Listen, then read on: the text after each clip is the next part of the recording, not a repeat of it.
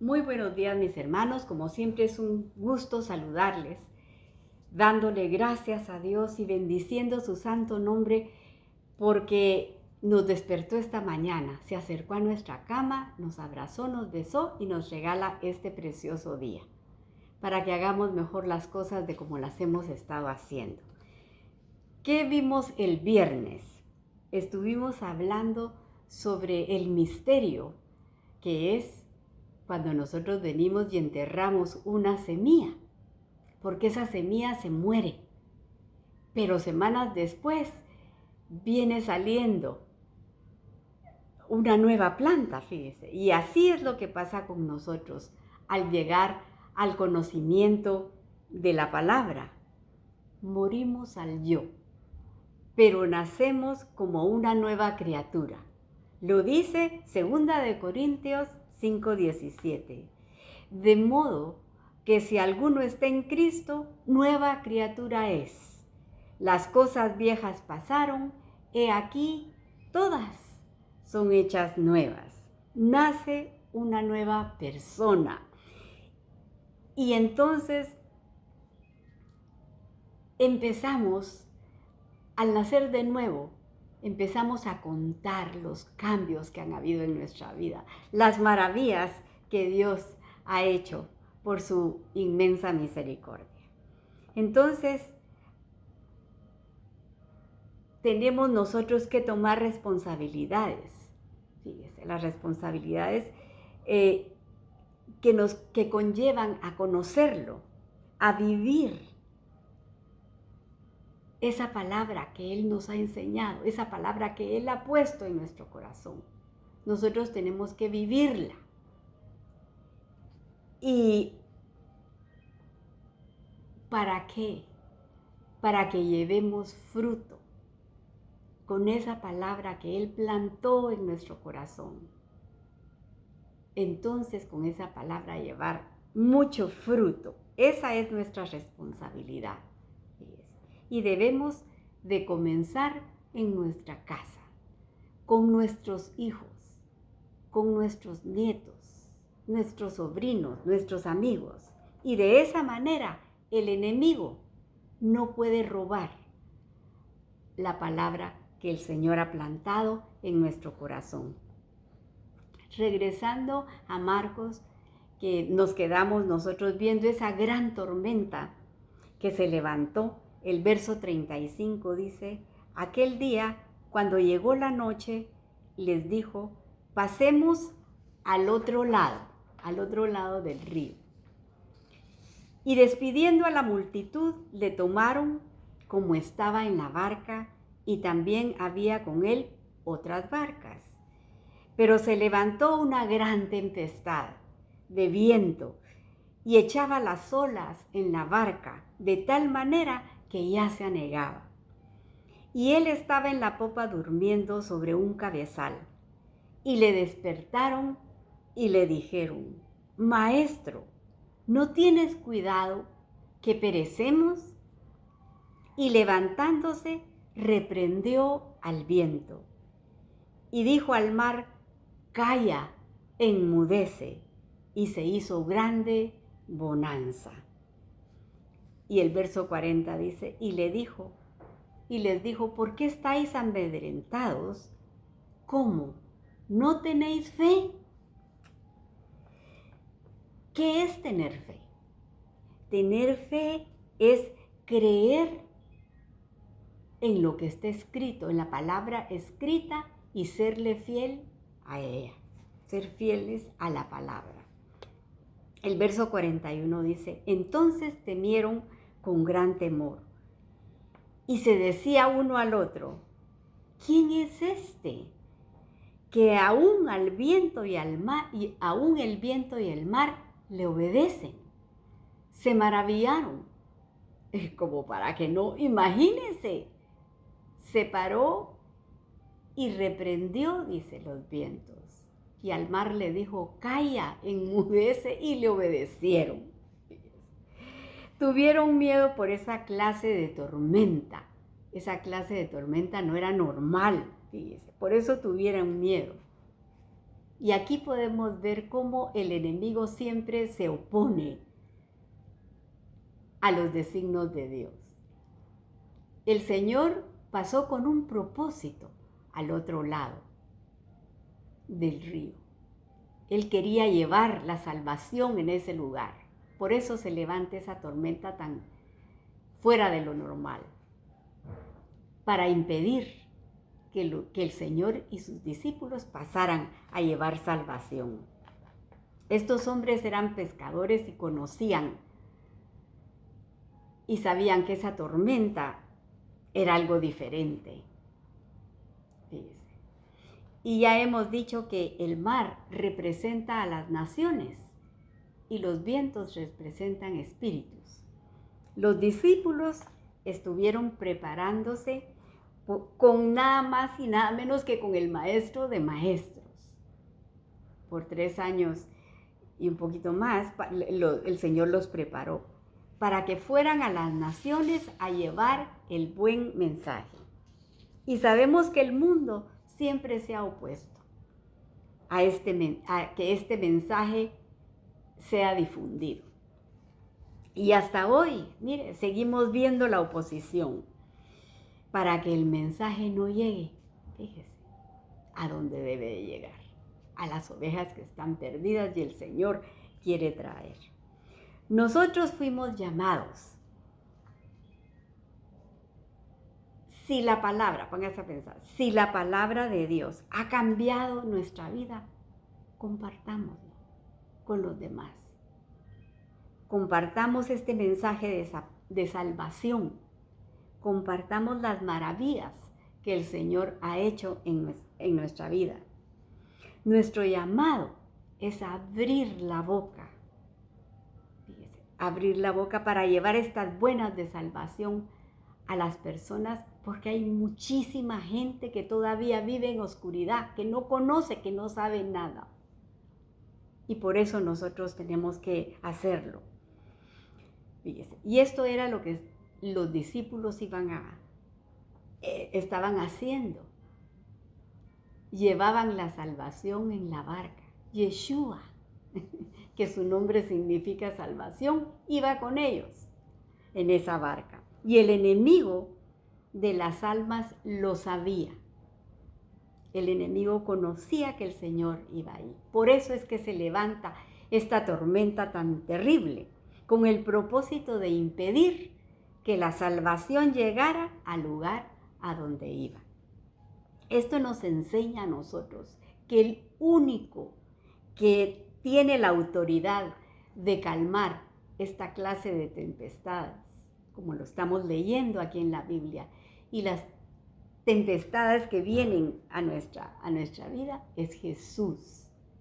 Él es el único que tiene esa autoridad de hablarle a los vientos y a la mar y pararlos. Así que tenemos que saber nosotros que estas tormentas de oposición van a venir a nuestra vida. Esas son las batallas que nosotros tenemos que enfrentar por el llamado que hemos recibido. No tenemos que tener miedo, porque Jesús está con nosotros. Y así como iba en la barca con los discípulos, igualmente está con nosotros.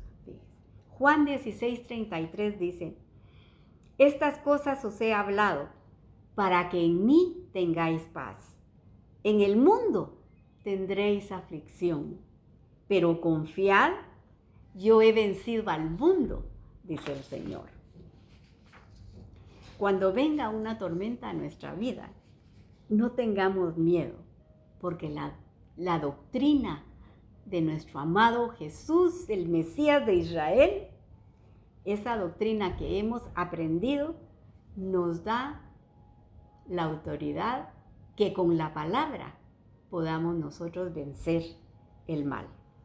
Aquí termina el capítulo 4 y hoy empezamos el capítulo 5 y el verso 1 dice: vinieron al otro lado del mar, a la región de los Gadarenos. Y es por esto exactamente que se levantó esa gran tormenta. El enemigo no quería que el Señor llegara al otro lado, a la región de los Gadarenos. Mire, cuando el pueblo de Israel entró a la tierra prometida por Josué, ¿se acuerda usted? Ya estudiamos ese libro. ¿Se acuerda que 2,5 tribus se quedaron del otro lado del río? Y se quedaron del otro lado del río las tribus de Rubén, la tribu de Gad y la media tribu de Manasés. No quisieron pasar al otro lado, a la tierra donde estaba la tierra prometida. Lo que Dios había prometido estaba del otro lado del río. Pero ellos no quisieron porque estaban muy cómodos en ese lugar. Había pasto y había agua. Y nosotros sabemos que ellos traían ganado. Entonces para ellos era muy fácil quedarse de ese lado. Y por eso se quedaron ahí. Y aquí, mire, vamos a ver el peligro de estar lejos de la presencia del Señor. No quisieron cruzar el arca que representa la presencia de Dios, se fue alejando de ellos. ¿Sí? Porque las 9,5 tribus pasaron del otro lado del río. Fíjese. Y ellos sí pasaron a la tierra prometida, lo que Dios les había prometido, y recibieron la confirmación del pacto. Rubén, Gad y la media tribu de Manasés vivieron lejos de la presencia de Dios. Y esto nos enseña a nosotros que no podemos adorar al Señor estando lejos. No podemos adorarlo así. Porque mire lo peligroso y mire lo infectado de esta gente. Miremos a este hombre, fíjese, con un espíritu inmundo. Por eso el Señor los quería a ellos separados. El Señor no quería que hicieran ninguna mezcla, porque el Señor los quería puros, como Él los estaba llevando, como los estaba enseñando, porque ellos iban a ser la luz del mundo. Pero no obedecieron, fíjese. Y cuando el verso 2 dice, y cuando salió él de la barca, enseguida vino a su encuentro de los sepulcros un hombre con espíritu inmundo, que tenía su morada en los sepulcros, y nadie podía atarle ni aún con cadenas, porque muchas veces había sido atado con grillos y cadenas, mas las cadenas habían sido hechas pedazos por él y desmenuzados los grillos, y nadie lo podía dominar. Imagínese la fuerza que tenía este hombre con espíritu inmundo. Y más adelante vamos a leer que tenía una legión adentro. El verso 5 dice, y siempre de día y de noche andaba dando voces en los montes y en los sepulcros e hiriéndose con piedras. Y cuando vio pues a Jesús de lejos, corrió y se arrodilló ante él y clamando a gran voz dijo, ¿qué tienes conmigo, Jesús, Hijo del Altísimo? Te conjuro por Dios que no me atormentes. Mire el contraste que estamos viendo aquí. Dice que este hombre tenía tal fuerza que aunque lo ataran con cadenas y le pusieran grillos en las manos, él los rompía. Se desataba, fíjese. Tenía una fuerza enorme. Nadie pasaba por ahí porque este hombre atacaba, era violento. Fíjese. Mas sin embargo, estamos viendo que cuando él se da cuenta que Jesús viene, dice que corrió y se arrodilló ante él, rogándole a Jesús que no lo atormentase. No es, mire, el hombre el que está hablando, es la legión de demonios que tiene adentro, que ya saben su final y conocen quién es Jesús. Pero ante Jesús no hay demonio y no hay fuerza o poder que no le obedezca lo que Él está mandando. El Señor tiene todo el poder. Su Padre se lo dio y Él lo contó, Él lo dijo. El verso 8 dice, porque le decía, sal al espíritu inmundo. El Señor reprendiéndolo le decía, sal de este hombre, espíritu inmundo. Y le preguntó diciendo, ¿cómo te llamas? Y respondió diciendo, Legión me llamo, porque somos muchos. Y ya dijimos que una legión consta de 6,000 soldados, hablando del ejército romano. Entonces, una legión consta de 6,000 soldados. Ahora imagínese usted, ¿cuánto espíritu inmundo estaba en este hombre? El verso 10 dice, y le rogaba mucho que no lo enviase fuera de esa región. Esa región estaba dominada. ¿Por qué? Porque la presencia de Dios no estaba ahí. Ellos decidieron quedarse de ese lado. No quisieron cruzar el mar y recibir lo que Dios les tenía a ellos preparado. Ese es el peligro de estar alejados de Dios. El 11 dice, y estaba ahí cerca un monte, un gran hato de cerdos paciendo, y le rogaron todos los demonios diciendo, envíanos a los cerdos, que entremos en ellos. Y luego Jesús les dio permiso. Y saliendo aquellos espíritus inmundos, entraron en los cerdos, los cuales eran como 2,000. Y el hato se precipitó en el mar por un despeñadero, y en el mar se ahogaron, ni los cerdos lo soportaron. El 14 dice, y los que apacentaban los cerdos huyeron y dieron aviso en la ciudad y en los campos, y salieron a ver qué era aquello que había sucedido. Y van a ver este gran milagro. El verso 15 dice, vienen a Jesús y ven a aquel que había sido atormentado del demonio y que había tenido una legión, sentado, vestido y en su juicio cabal. Y tuvieron miedo. Imagínense, a ese hombre que nadie se le podía acercar por lo violento que era, está limpiecito, vestido, porque dice que andaba desnudo en los lugares, ahí entre los sepulcros. Pero aquí vemos el cambio, ese cambio que el Señor hace en las vidas de los que se arrepienten y piden perdón. Fíjese. Y lo tengo que dejar ahí, porque el tiempo me ganó. Pero mañana seguimos viendo ese peligro de alejarnos del Señor, de no estar con Él todos los días, a cada momento, pidiéndole que nos ayude, fíjese. Si no lo hacemos así, nos contaminamos, hermanos. Esta carne, mire, si el Señor no la ata, nos llenamos de inmundicia como este hombre que estamos viendo aquí.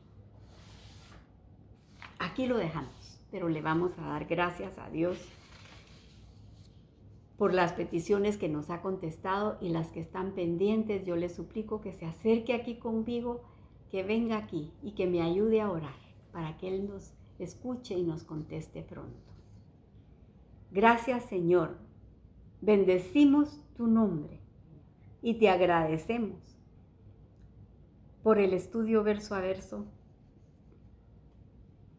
porque eso es lo que nos acerca a ti, Señor. Tu instrucción, Padre amado.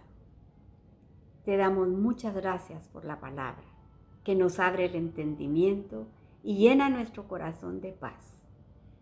Nos acercamos a ti para pedirte misericordia por las necesidades de tu pueblo, Señor. Y estamos orando por Israel, tu pueblo amado, para que pongas guardas alrededor de sus muros, rogándote, Señor, que les quites el velo para que puedan decir: bendito el que viene en el nombre del Señor. Y oro por mi Guatemala, Señor, para que ayudes a los líderes a que se acerquen a ti, para que puedan gobernar con tu paz y con tu justicia a Guatemala. También te estamos pidiendo por el hermano Luis Maya, para que seas tú quien tome el control de su vida, trayéndole paz a su corazón, Señor. Ayúdalo a caminar contigo, Padre.